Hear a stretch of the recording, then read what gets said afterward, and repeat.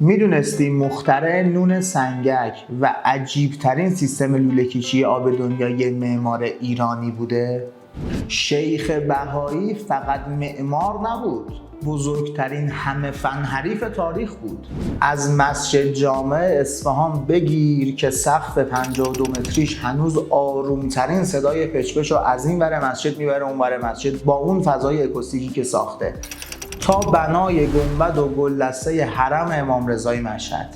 اما شاهکار بی‌نظیر شیخ بهایی تو ساخت اون حموم معروفیه که کل آبش فقط با یه شمع گرم می‌شده. داستان قنات‌های شیخ هم خیلی عجیبه.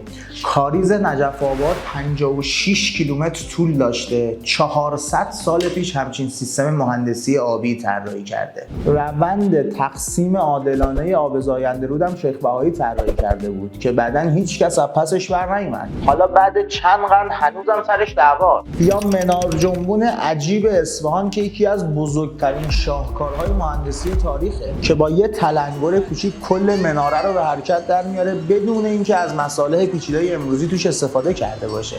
شیخ بهایی فقط یه معمار نبود، یه ابرقهرمان بود که ایران رو زنده کرد. اگه معماری، اگه سازنده‌ای، اگه کارت به ساخت و ساز مربوطه، باید بزرگان این هنر رو بشناسی.